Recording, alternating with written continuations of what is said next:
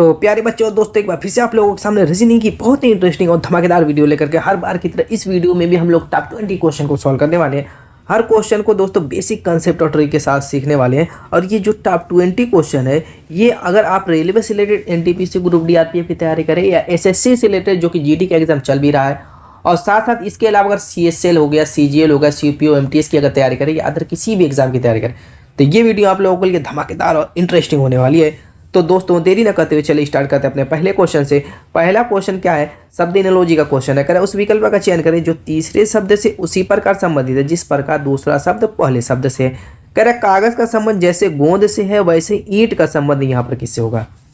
कागज और गोंद, गोंद आप समझ रहे हैं ना किस चीज को कहते हैं? जो आपकी गोंद चिपकने वाली होती है, कागज को चिपकाने के काम जो गोंद आती है उसी गोंद की बात हो रही है। तो ये कागज को चिपकाने के लिए गोंद का यूज होता है, तो ईंट का संबंध यानी ईंट को चिपकाने के लिए किस चीज का यूज होगा, आपको इस हिसाब से दिमाग में सोचना है। तो अब ऑप्शन में देखिए क्या, राजगीर, राजगीर का काम है ईंट को चिपकाना, न कि इससे ईंट चिपकता है। गारा, ये मुझको ठीक लगा, पत्थर से नहीं चिपकेगी, दीवार से नहीं चिपकेगी, बल्कि गारे से चिपकेगी। किससे?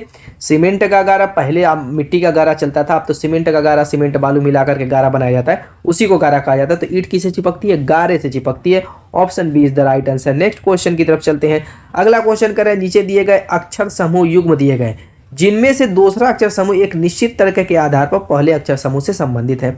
विकल्पों में से उस अक्षर समूह का युग्म का चयन कीजिए जो समान तर्क का पालन करता हो। कहने का मतलब जैसे NZF का संबंध FAN से है, वैसे HAC का संबंध EHS से कैसे होगा?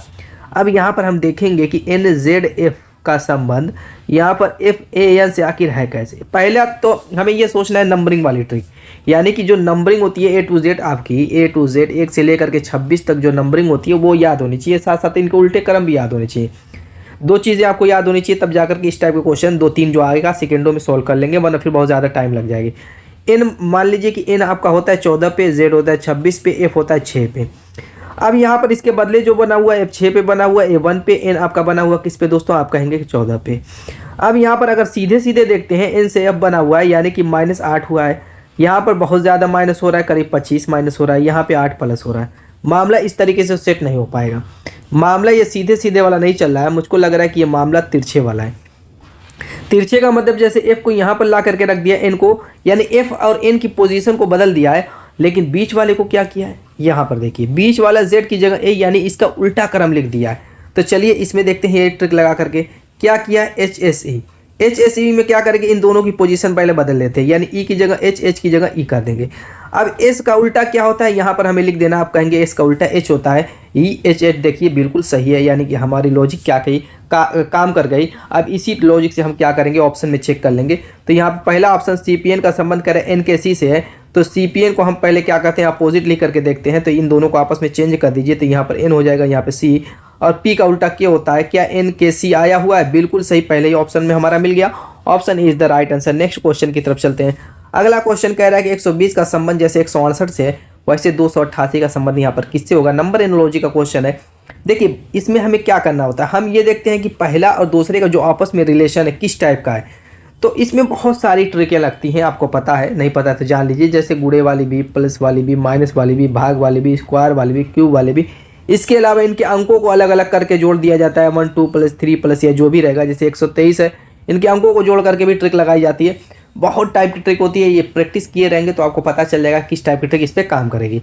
ठीक है, यहाँ तक कि अपने आप में भी ये अपने ट्रिक लग करके मान निकलते हैं। तो चलिए देखते हैं किस टाइप की है। जैसे 120 168 है, तो हम यहाँ पर पहला यही सोचेंगे कि ये प्लस वाली ट्रिक होगी, सोच करके देख लीजिए, क्योंकि ये बहुत ज़्यादा इंक्रीज़ नहीं कर रही है। तो हम यहाँ पर 120 168 में देखेंगे अंतर कितने का है, तो कहेंगे 8 है, यहाँ पर 4 है, यानी +48 हुआ है। तो चलिए यहाँ पर अगर +48 हम कर देते हैं तो क्या हमारा आंसर आ जाएगा? 8 दूना 16, 8 4 12 13, यानी 336। कहीं ऑप्शन में दिख रहा है? नहीं दिख रहा है। ये ट्रिक नहीं लगेगी, लेकिन और एक और ट्रिक मुझको दिख गई। वो क्या दिखी है? देखिए मैं बता रहा हूँ, अलग अलग देखते हैं। जैसे 120 था, 168 था, ठीक है, उसके बाद 288 था, और फिर पूछ रहा है कि क्या होगा। 120 को अगर मैं देखूं तो ये किसके वर्ग के करीब है? आप कहेंगे कि 11 का वर्ग करने पर 121 आएगा। अब इसमें से अगर हम 1 माइनस कर दे तो 120 नहीं बन जाएगा, 120 बन गया। चलिए ठीक है, अब 168 किसके वर्ग के करीब है? आप कहेंगे कि 13 के। क्योंकि 13 का स्क्वायर आप जानते हैं 169 होता है, और इसमें से अगर मैं एक माइनस कर दूँ तो 168 हो जाएगा। क्योंकि पहले में हमने एक माइनस किया तो दूसरे में भी एक माइनस करना पड़ेगा, और तीसरे में भी वही काम करना पड़ेगा। अब 288 किसके वर्ग के करीब है? आप कहेंगे कि 17 के वर्ग के करीब है, क्योंकि 17 का वर्ग 289 होता है, और इसमें से मैं अगर -1 करूँ तो 288 हो जाएगा।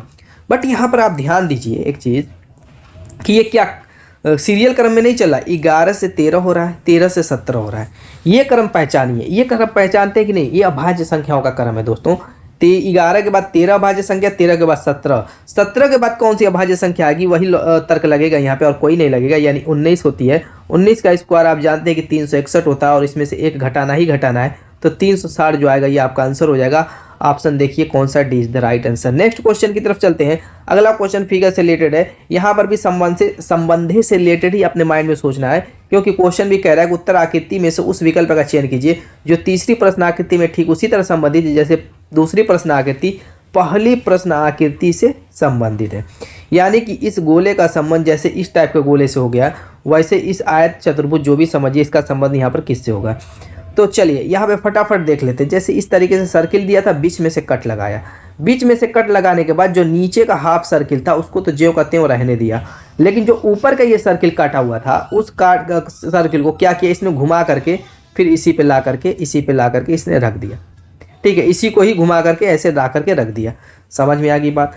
अब क्या करेंगे, जो ये आपका चतुर्भुज है, ठीक है, उसको यहाँ से हमने कट लगा दिया। कट लगाने के बाद नीचे का तो सेम टू सेम रहेगा ही रहेगा, लेकिन ऊपर का जो हिस्सा है इसको घुमा करके अगर हम इस पे रखते हैं तो वो कैसा फिगर बनेगा। ये एक नहीं बल्कि 5 ऑप्शन दिए हुए हैं, 5 में से हमें आपको कमेंट करना है कि कौन सा आपका ऑप्शन सही है।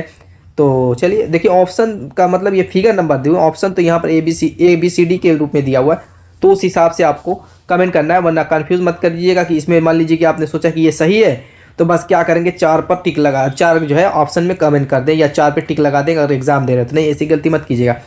अब नीचे देखेंगे कि 4 किस में, आप कहेंगे कि बी में, तो उस हिसाब से सोचना है। या सी मिल गया तो आपको उस हिसाब से सोचना है कि सी जो तीसरा जो है सी में है तो सी पे टिक लगाना है। तो इन सारी चीज़ों पर ध्यान देना, वरना सही करके भी आप गलत कर बैठेंगे, बाद में पछताएंगे। नेक्स्ट क्वेश्चन की तरफ चलते हैं। अगला क्वेश्चन कोडिंग डिकोडिंग का करें। यदि पिक्चर को 6 के रूप में और स्टूडियो को 5 के रूप में कोड किया जाता है तो टेलीविज़न को कोड क्या होगा। जब भी अक्षरों की संख्या ज़्यादा हो, अगर आप जैसे पिक्चर को उठा लें, पिक्चर को, ठीक है, इसमें आप नंबरिंग करें और ये 6 के रूप में लिख रहा है, 6 के रूप में, तो अगर आप इसी नंबरिंग करते हैं, जैसे पी आपका होता है 16 पे और उसके बाद प्लस हम लगा देते हैं, आई होता है 9 पे उसके बाद प्लस लगाते हैं, C3 पे प्लस लगाते हैं, T 20 पे प्लस लगाते हैं, O 15 पे प्लस लगाते हैं, R आपका क्या है 18 पे प्लस लगा देते हैं, E 5 पे। इनको अगर जोड़ते हैं तो बहुत ज़्यादा नंबर लगेगा। तो मैं एक चीज़ बता दूं आपको, जब भी कोडिंग डिकोडिंग का इस टाइप का क्वेश्चन आए और उसमें अगर आप देखें कि यहाँ पर अल्फ़ाबेट बहुत ज़्यादा यूज़ किया गया है और उसकी जगह पर जो नंबर आ रहा है उसका कोड आ रहा है बहुत छोटा है, तो इस ट्रिक को अप्लाई करने से पहले फर्स्ट जो ट्रिक मैं बताऊँगा उसको आपको अप्लाई करना है। अगर उस ट्रिक से नहीं आएगा तब ये बड़ी वाली जो है कोशिश कीजिएगा, वरना इसमें अगर इसको पहले अप्लाई करते हैं और इसमें फेल हो जाते हैं तो इसमें टाइम आपकी बहुत ज़्यादा लॉस हो जाएगी। तो जो मैं तरीका समझा रहा हूँ इसलिए समझा रहा हूँ जिसमें आपकी टाइम ज़्यादा से ज़्यादा बच जाए। तो अब यहाँ पर पिक्चर में हम क्या करेंगे, काउंट करेंगे कि इसमें अल्फ़ाबेट की संख्या कितनी है। 1 2 3 4 5 6 7 है।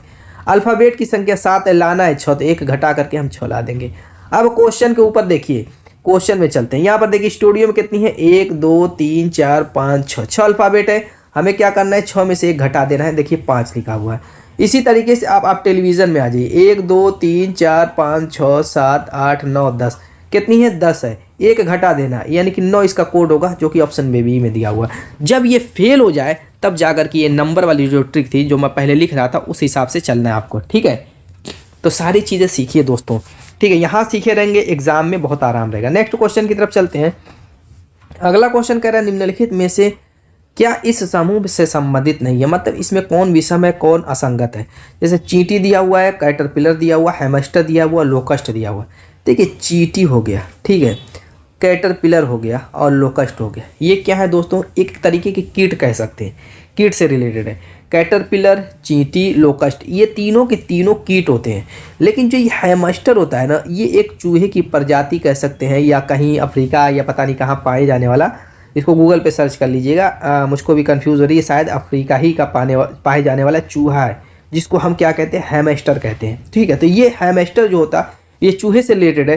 तो इसलिए इसको हम असंगत कर देंगे। तो वही देखिए बी में ऑप्शन सी दिख रहा है, option C is the right answer, option B is the right answer, C दिख रहा है। क्लियर। नेक्स्ट क्वेश्चन की तरफ चलते हैं। अगला क्वेश्चन कह रहे हैं दिए गए विकल्पों में से उस संख्या का चयन कीजिए जो निम्नलिखित श्रेणी में प्रश्नवाचक चिन्ह के स्थान पर आएगी, यानी यहाँ पे कौन सी संख्या आएगी। तो यहाँ पर तो इतनी बड़ी संख्या से स्टार्ट हो रहा है 1296 से। किससे स्टार्ट हो रहा है 1296 से, उसके बाद 6 है, उसके बाद 216 है, उसके बाद 36 है, उसके बाद फिर 36 है, और उसके बाद मिसिंग है, उसके बाद 6 है। देखिए जब भी इस टाइप से दिखे, क्या दिखे बताइए, दिखे ये कि संख्या बहुत बड़ी थी, उसके बाद बहुत छोटी हो गई। 1296 थी, 6 हो गई, फिर 216 बढ़ गई, फिर घट गई, फिर बराबर हो गई। जब इस टाइप से देखिए घटे बड़े बराबर हो तो वहाँ पे 2 सीरीज़ बना लीजिए। इससे क्वेश्चन आपका बहुत आसान हो जाएगा और कन्फ्यूज़न भी दूर हो जाएगी। आपको करना क्या है, एक सीरीज़ ये बना लेनी, एक छोड़े एक, 1296, 216, 36 और 6। इस सीरीज़ का हम यूज़ नहीं करेंगे क्योंकि ये मिसिंग संख्या पे नहीं जा रही है। हो सकता है ज़रूरत पड़ जाए तो देख लेंगे, कोई दिक्कत की बात नहीं है। अब दूसरी सीरीज़ बन रही है जो, वो देखिए कौन सी बन रही है, वो जा रही है 6 से 36 पे। किस पे दोस्तों, 6 से 36 पे जाएगी और उसके बाद वही मिसिंग संख्या पे चली जाएगी। देखिए 6 से 36, 36 से मिसिंग संख्या। अब 6 से 36 बन रहा है तो एक ही सिंपल सा तरीका है कि 6 का स्क्वायर करने पर 36 बना। तो क्या ये 36 का स्क्वायर करने पर मान आएगा, वो तो बहुत बड़ा हो जाएगा, जो कि ऑप्शन में नहीं दिया हो। नहीं, ऐसे नहीं सोचना है। देखिए मैं बता रहा हूँ, 6 का स्क्वायर के बारे में सोचना छोड़िए और 6 का गुणा करना सोचिए। 6 का 6 में गुणा किया, 36 आ गया, यानी इसमें भी 6 का गुणा करके देख लेते हैं। तो आप कहेंगे कि 6 को 36 आएगा और 36 के 18, 18 और 3 21 216 आएगा। तो दोस्तों यहाँ पर 6 का गुणा करके चल रही है सीरीज़। अब यहाँ पर अगर 1296 वाली सीरीज़ देखिए 216 घट गई है, तो मुझको लग रहा है कि ये 1296 में भाग दिया गया होगा। तो अगर आपको ये 6 का स्क्वायर 6 का क्यूब के मतलब याद है कम से कम 5 पावर तक, तो आपको पता चल गया होगा कि ये 1296 6 पे 5 पावर का मान है। और 216 आपको पता ही चल गया है कि किसका मान है, उसमें कोई दिक्कत की बात ही नहीं है। यहाँ तक कोई दिक्कत।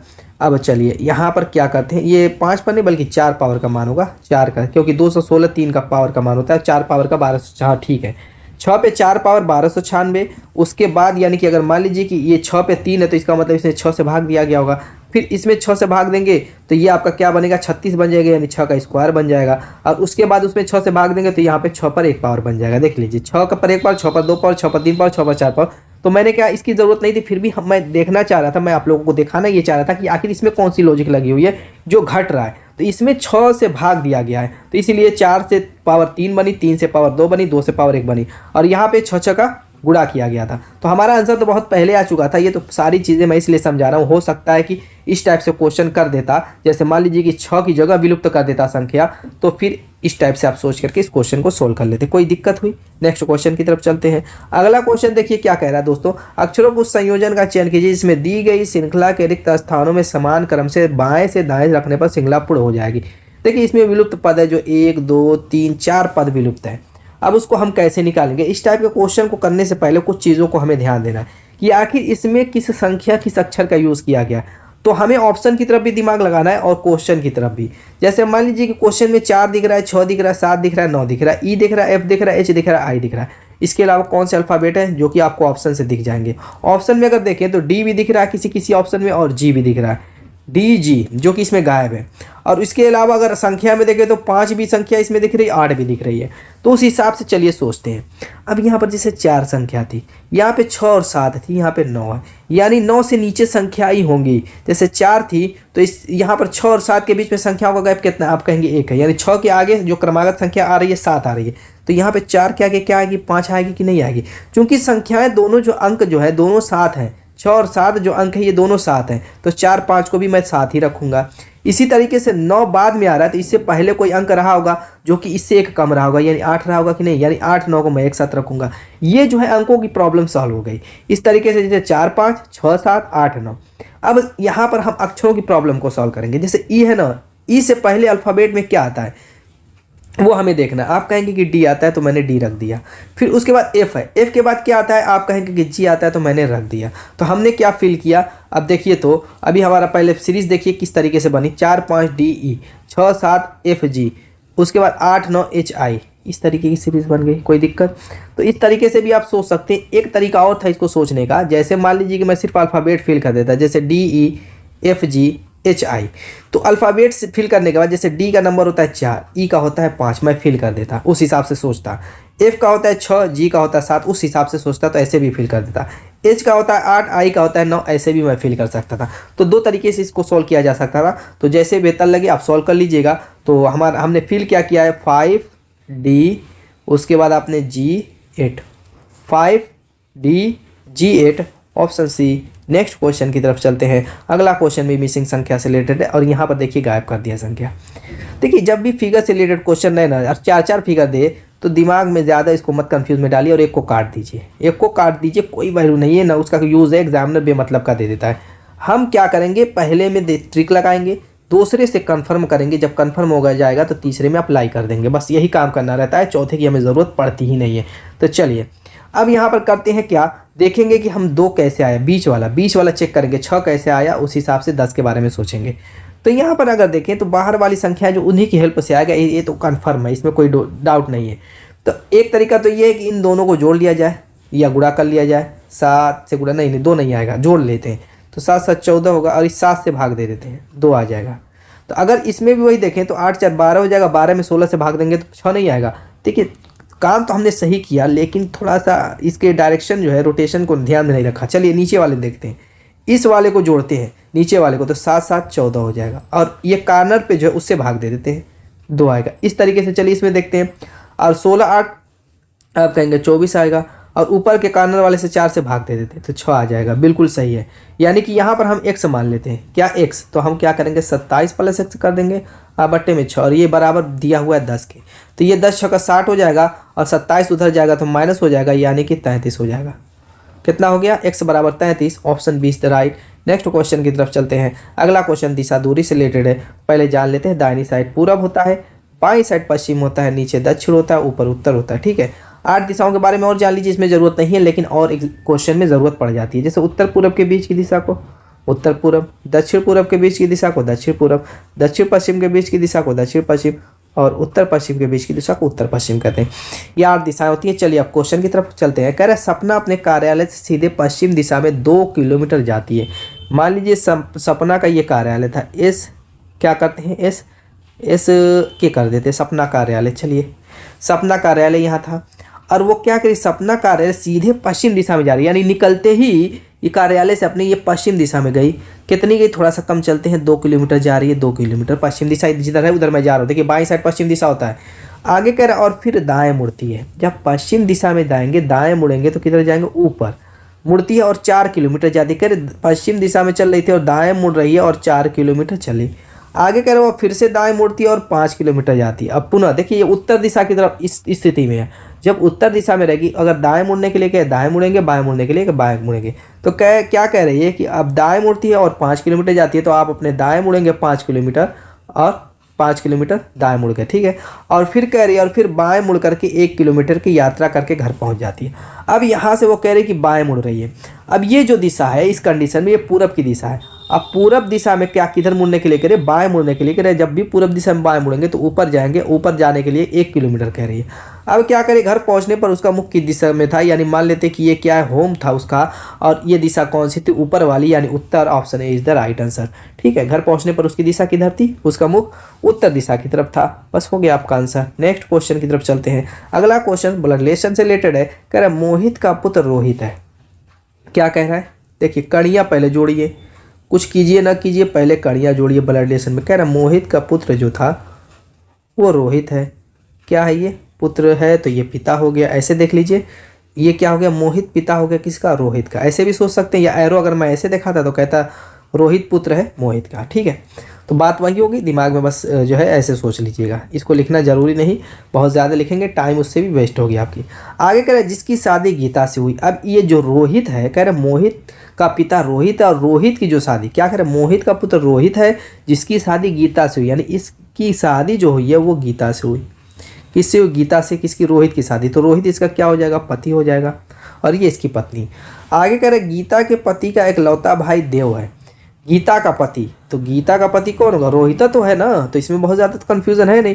कह रहा है कि रोहित का, गीता के पति यानी रोहित का एक लौता भाई देव है। इसका एक लौता भाई है जिसका नाम क्या है, देव है। क्या है इसका, भाई है, इकलौता ही भाई है, यानी कि बस यही दो तो हैया है इसके, मोहित के बस यही दो तो पुत्र हैं। पुत्रियां होंगी वो अलग बात है, लेकिन जो पुत्र है रोहित और देव ही दो ही बंदे हैं जो मोहित के पुत्र है। जब रोहित का भाई देव है तो मोहित का पुत्र देव भी हो जाएगा, रोहित जब पुत्र है तो देव भी पुत्र होगा क्योंकि वो उसका भाई है। यहाँ पर तो कोई कन्फ्यूजन नहीं होनी चाहिए। आगे क्या कह रहा है, बबीता का पुत्र है, साथ साथ आगे ये भी कह रहा है, देखिए अभी छूट रहा है सेंटेंस हमारा, कह रहा है गीता के पति का इकलौता भाई देव है जो कि बबीता का पुत्र है। यानी कि ये जो देव है उसके बारे में कह रहा है कि ये जो है बबीता का क्या है, पुत्र है। जब ये बबीता का पुत्र होगा तो रोहित भी बबीता का पुत्र होगा कि नहीं। जब दोनों भाई हैं तो जाहिर सी बात है कि जब देव पुत्र है तो रोहित भी पुत्र होगा। यहाँ पर भी कोई कंफ्यूजन नहीं होनी चाहिए। आगे चलते कहते हैं, आगे देखिए क्या कह रहा है, बबीता और जमीता दोनों बहनें हैं। अब बबीता ये है, इसकी एक बहन है जिसका नाम क्या है, जमीता है। चलिए क्या है, ये बहन है बबीता की, बबीता की क्या है, ये बहन है कौन, जमीता।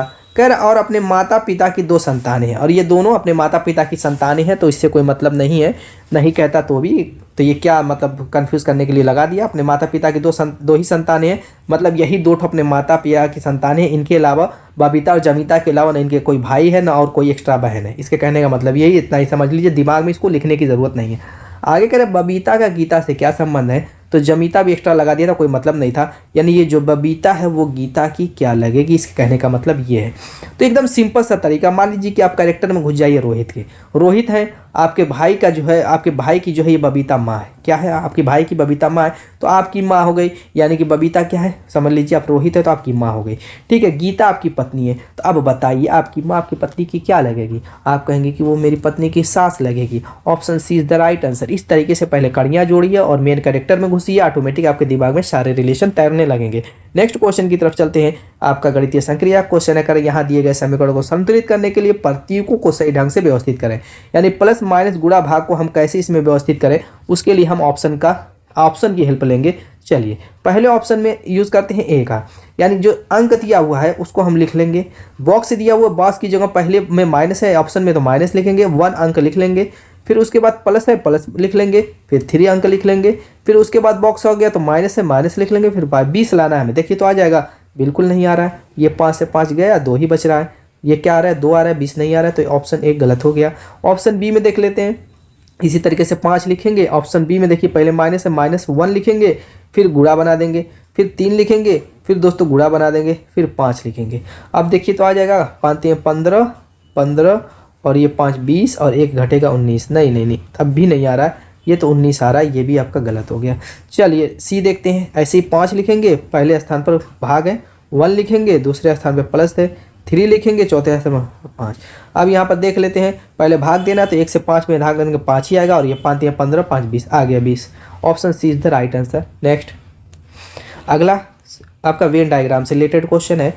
क्या कह रहा है कि उस वेन आरेख का चयन करें जो वर्गों के दिए गए समूहों के बीच संबंधों को सबसे सही तरीके से दर्शाता है। जैसे क्या कह रहा है, नाटी महिला, सफ़ेद बालों वाले लोग और भारतीय। ठीक है, 3 ठो नाम है, ऑप्शन में सर्किल दिया तो सर्किल का यूज़ कर लेंगे। नाटी महिला को N लिख लेते हैं, सफ़ेद बाल वाली महिला को S लिख लेते हैं। सफ़ेद बाल वाली महिला नहीं बल्कि सफ़ेद बालों वाले लोग कह रहा है, और भारतीय को I इंडियन लिख लेते हैं। ठीक है, अब हमें ये देखना है कि नाटी महिलाओं को ये सफ़ेद बालों से क्या संबंध है, सफ़ेद बाल वाले लोगों का इंडियन से क्या संबंध है, नाटी महिलाओं का, यानी परस्पर तीनों में रिलेशन देख करके ही डायग्राम बनाते हैं। तो सबसे पहले हम देखेंगे कि नाटी महिला और सफ़ेद बाल वाले लोग। तो अब मुझको ये बताइए कि क्या जो नाटी महिलाएं होती हैं वो सफ़ेद बाल वाली नहीं होती? बिल्कुल होती हैं। सभी नहीं होती, बहुत सारी नाटी महिला होती हैं जिनके बाल सफ़ेद हो जाते हैं, तो सभी नहीं होती, ये मत कहिएगा सभी होती हैं, बहुत काली बाल वाली होती हैं। तो हम कुछ लेंगे, जब कुछ होंगी तो कुछ लेंगे, सभी रहेंगे तो उस हिसाब से लेंगे, सभी रहेंगे तो इस तरीके का डायग्राम बनेगा। लेकिन यहाँ पर कुछ होती हैं तो कुछ मिला लेंगे। ठीक है, अब यहाँ पर सफ़ेद बाल वाली महिलाएं इंडियन होती हैं, बिल्कुल होती हैं। क्या इंडिया में सफ़ेद बाल वाली महिलाएं नहीं मिलती हैं? सफ़ेद बाल वाले लोग नहीं मिलते हैं? सफ़ेद बाल वाले लोग यहाँ पर दूसरा ऑप्शन देखिए तीसरे से, बिल्कुल है, लेकिन सभी नहीं होते। देखिए सभी इंडियन लोग सफ़ेद बाल वाले नहीं होते, कुछ होते हैं, तो यहाँ पर भी हम कुछ लेंगे। लेकिन साथ साथ यहाँ पर जो नाटी महिला है वो क्या इंडियन नहीं होती है? बिल्कुल होती है। इंडिया में नाटी महिला पाई जाती है, लंबी नाटी दोनों पाई जाती है। तो कुछ नाटी लेंगे ना, तो ये डायग्राम जो हमने बनाया अभी को वो ऐसे ना होकर के ऐसे बना देना, क्योंकि ये तीनों परस्पर में एक दूसरे से थोड़ा थोड़ा जुड़े हुए हैं। तो जब थोड़ा थोड़ा तीनों परस्पर जुड़े रहेंगे तो इस तरीके का डायग्राम बनेगा, जो कि ऑप्शन बी में दिख रहा है। नेक्स्ट क्वेश्चन की तरफ चलते हैं। अगला क्वेश्चन भी डायग्राम से रिलेटेड है। यहाँ पर क्या कह रहा है कि निर्देश निम्न आकृति का अध्ययन करो, उस पर आधारित सवालों के जवाब दे। आकृति एक सोसाइटी के बच्चों की मनपसंद आइसक्रीम फ्लेवर्स को प्रदर्शित करती है। जैसे यहाँ पर देखिए, पहले चॉकलेट क्या है, सर्किल को, वेनिला चतुर्भुज को, स्ट्रॉबेरी त्रिभुज को प्रदर्शित कर रहे हैं। क्वेश्चन क्या कह रहा है, कितने बच्चे स्ट्रॉबेरी पसंद करते हैं लेकिन वेनिला पसंद नहीं करते। वेनिला पहले किसको दर्शा रहा है, उसको तो हम घेर करके काट देंगे। वेनिला दर्शा रहा है इस वर्ग को, तो वर्ग के अंदर जितने भी आपके वो नंबर हैं उनको ख़त्म कर दीजिए, उनको ख़त्म कर दीजिए। बाकी कह रहा है कि कितने बच्चे स्ट्रॉबेरी पसंद करते हैं। स्ट्रॉबेरी का डायग्राम कौन सा है, आप देखिए लास्ट वाला त्रिभुज वाला। तो हम त्रिभुज को घेर लेंगे, त्रिभुज को घेरेंगे और त्रिभुज के अंदर देखेंगे कि कौन कौन सा अक्ष छिपा हुआ है। तो आप कॉर्नर पे यहाँ पर देखें तो 4 है, यहाँ पर देखेंगे तो 3 है। लेकिन आप कहेंगे कि जो 3 वाला है ये तो सर्किल के भी अंदर आ रहा है, लेकिन इसमें कह नहीं रहा कि वो चॉकलेट भी पसंद करते हैं, स्ट्रॉबेरी भी पसंद करते हैं। तो दोस्तों क्वेश्चन में ये चीज़ नहीं कह रहा है, सिर्फ ये कह रहा है कि कितने बच्चे स्ट्रॉबेरी पसंद करते हैं लेकिन वेनिला पसंद नहीं करते। ये चीज़ भी नहीं कह रहा है कि वे चॉकलेट भी पसंद नहीं करते। ये था लिखा तो है नहीं, ऐसा अगर लिखा होता तब तो हम 3 को नहीं लेते। लेकिन चूंकि 3 त्रिभुज के अंदर भी तो आ रहा है और त्रिभुज वाले बच्चे स्ट्रॉबेरी भी पसंद करते हैं, तो जब न लिखे कि चॉकलेट नहीं पसंद करते हैं, भले चॉकलेट वाला भी उसमें हिस्सा आ जाए, तब भी हम दोनों को लेंगे, 4 3 दोनों को, और साथ ये आपका आंसर होगा। सिर्फ 4 को ले लेंगे तो ये गलत हो जाएगा, क्योंकि 3 त्रिभुज के अंदर ही आ रहा है। उनको भी क्या पसंद है, स्ट्रॉबेरी पसंद है। तो ऑप्शन देखिए C is the right answer. तो सारी चीज़ें समझिए दोस्तों, कंफ्यूज नहीं करना, वरना आंसर आते हुए भी आंसर गलत, कंफ्यूज में पड़ जाएंगे तो बड़ी दिक्कत हो जाएगी वहाँ पे। आगे क्वेश्चन क्या कर रहा है, सिलोजिज्म क्या कर रहा है, दिए गए कथनों और निष्कर्षों का ध्यानपूर्वक पढ़ें।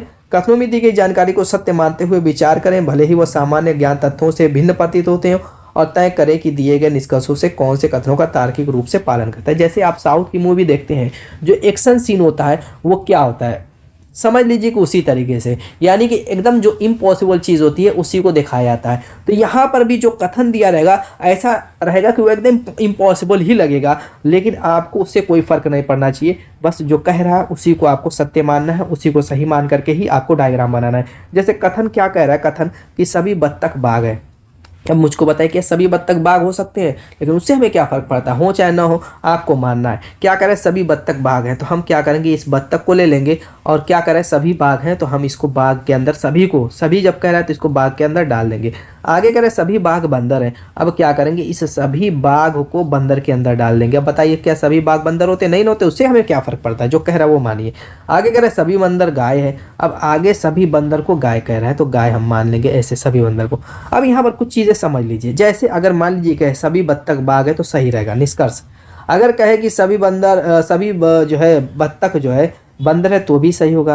अगर दोस्तों कहे सभी बत्तख आपका गाय है तो भी सही होगा। इसी तरीके से बंदर को गाय कहे तो भी सही सभी को, और सभी बाघ को गाय कहे तो भी सही। इस मेरे कहने का मतलब ये है दोस्तों, जितनी भी अंदर की चीज़ें रहेंगी वो बाहर वाली पूरी की पूरी हो जाएंगी, सभी हो जाएगी।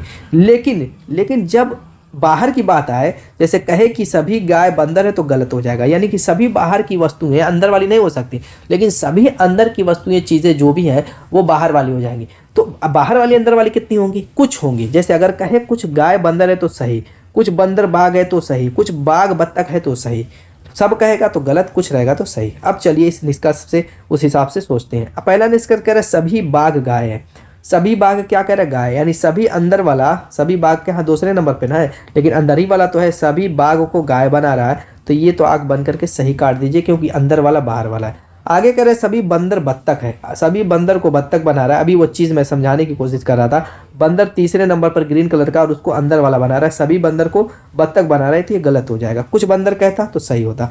आगे कह रहा है सभी बत्तख गाय है, सभी बत्तख को क्या कर रहा है, गाय बना रहा है, यानी कि ये बत्तख को गाय, यानी सभी अंदर वाला बाहर वाला, ये भी सही हो गया। आगे कह रहे हैं सभी गाय बाघ है, तो यानी बाहर वाला अंदर वाला सभी बना रहा है, तो ये भी गलत हो गया। जो चीज़ें मैंने बताया उसी पे सेकंडों में निकल गया निष्कर्ष। अब पहला और तीसरा ऑप्शन आपका सही है, तो पहला और तीसरा option D is the right.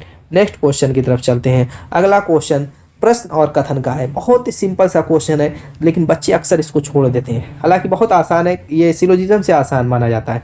Question क्या कह रहा है, निम्नलिखित प्रश्नों पर विचार कर निर्णय लें कि कौन से कथन प्रश्न का उत्तर देने के लिए पर्याप्त है। जैसे इसमें प्रश्न दिया रहेगा, उस प्रश्न को पढ़ना है और कथन में ये नहीं लाना है कि क्या जो कथन में दिया हुआ है उस हिसाब से हम प्रश्न का उत्तर दे पाएंगे, नहीं दे पाएंगे, संभव है, पर्याप्त है कि अपर्याप्त है, ए केवल एक ही से आंसर आ जाएगा कि बी, ए और बी दोनों से आएगा कि केवल बी से आएगा। इस टाइप से समझ में अभी आ जाएगा, कोई दिक्कत नहीं। प्रश्न पहले पढ़िए। प्रश्न दिया हुआ है कि ए और बी का मान ज्ञात करें। किसका? ए का मान और बी का मान, दोनों का मान पूछ रहा है, ज्ञात करें। अच्छा, कथन में ए बराबर दिया हुआ है 1 2 3 2 मैट्रिक्स के फॉर्म में दिया हुआ है, तो ए का मान क्या इस मैट्रिक्स से हम निकाल सकते हैं? बिल्कुल निकाल सकते हैं। ए बराबर क्या हो जाएगा? आप कहेंगे 3 गुणा 3 दूना के 6, 3 दूना के 6 माइनस, ओ यहाँ पे ऐसे कर लीजिए, 3 दूना के 6 माइनस 2 एकन्ने 2 यानी 4। ए का मान आ गया सिर्फ कथन ए से। कथन एक से ए का मान निकल पाया, बी का तो मान ही नहीं निकल पाया। बी का मान निकालने के लिए अब हमें दूसरे कथन का भी यूज़ करना पड़ेगा। तो यहाँ पर बी का मान निकालेंगे तो 2 दूना के 4 हो जाएगा और माइनस 2 एकन्ने 2 हो जाएगा यानी 2। यानी कि मान तो निकल गया, इसमें कोई शक नहीं है। ऐसा नहीं कि ए का मान नहीं निकल पाया ए से भी, नहीं, ये पहले कथन से ए का मान निकल गया, दूसरे कथन से बी का मान निकल गया। यानी कि हमें ए और बी का मान निकालने के लिए पहले और दूसरे दोनों कथन की ज़रूरत पड़ेगी। इसमें से अगर एक नहीं रहेगा तो हम दोनों का मान नहीं निकाल पाएंगे, सिर्फ एक ही का निकाल पाएंगे। तो दोनों कथन पर्याप्त है, कथन 1 और 2 दोनों पर्याप्त है। देखिए ऑप्शन में लिखा हुआ कथन 1 और 2 दोनों पर्याप्त है। Option A is the right answer.